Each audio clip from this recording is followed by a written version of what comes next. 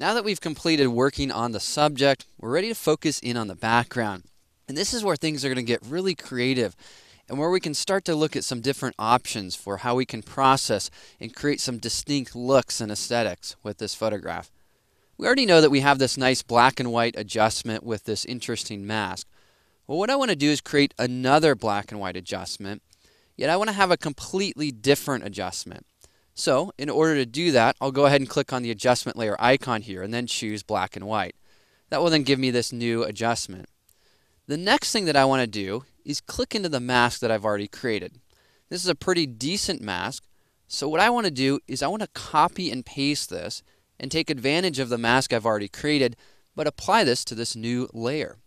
Well, the easiest way to do that is to hold down Option on a Mac, Alt on Windows, and then simply click on the mask and drag it to a new layer.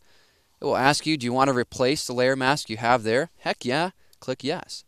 Well, now I have this layer mask applied to this new adjustment layer. Well, in this case, we can see that it's desaturating the subject. We don't want that. So what we're going to do is click in this mask and then press Command or Control I in order to invert this. Now already this is looking kind of interesting, having that desaturated background. Well, what I want to do though is I want to create drama here. And I'm going to create drama by modifying these sliders and also by modifying the blending mode. So one of the things that we know that we're going to do is we want to deepen that sky up. So we're going to go ahead and bring those blues and those cyans way down. Again, we just want to create this drama. We'll modify some of these other colors, the reds and the yellows. We want to brighten up the desert.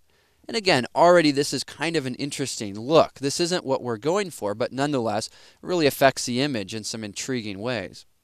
Now, as you progress through your project and as you discover things like this, what's fun to do, of course, is to experiment.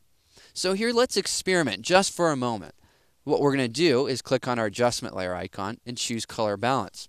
Now with color balance, I'm going to go ahead and change the background color there, make it really cyan and blue, and then change the blending mode to soft light. Now in this case, again, I want to use the same mask as I have down here. So I click in this layer, Option or Alt, click and drag this to the top layer, replace that mask. Heck yeah. And again, all that we're doing here is just examining what would happen if we changed that background color there, maybe with soft light and color balance, and we modified this so we had this distinct look with this black and white and color aesthetic. Well, it would be kind of fun. And again, sometimes when you're working with color and tone, you have to have a little bit of fun. You have to be open to discover things along the way.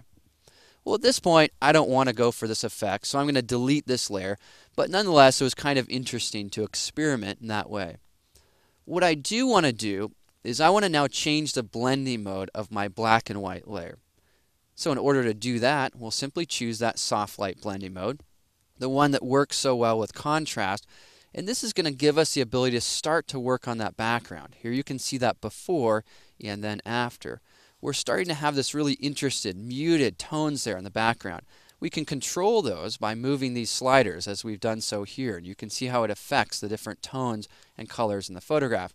Also, if we look at the desert, you can see how we can really brighten that up and kind of whiten it up as well. All right, now this is getting closer to something that I'm interested in. Yet I want even more in the background here. Well, if ever I want more, all I need to do is to duplicate the layer. We've seen this before. We're using the same technique as we used on the model, except this time just focusing in on that background. We'll go ahead and press Command or Control J in order to duplicate that background. Well, here as we do this, it's just a bit over the top.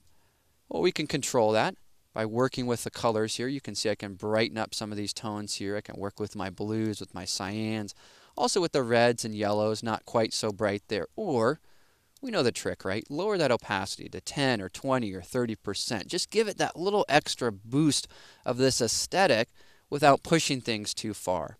Well, let's now evaluate the background. Here you can see that before and then after. It's really starting to take on a distinct and unique aesthetic and look. Now, one of the things that you may want to do at this juncture is work on your mask a bit more. If ever you feel like your mask edges aren't doing the trick, well, one of the things I like to do quite often is to go to the mask panel and simply feather out those edges. And by increasing the feather, it will then bring that transition to be a little bit softer, And I'm going to do that on all of these layers. That's just going to soften up this overall hardness of that mask. Now we could, of course, go even further and go into the mask edge and refine it even more. But with this image, our mask was pretty good. So I think just doing these small little steps really helps out. I think it's time to evaluate. Let's examine how we're doing. Here we can see the before, now the after. Great work so far, but let's keep working on this file, and we'll do so in the next movie.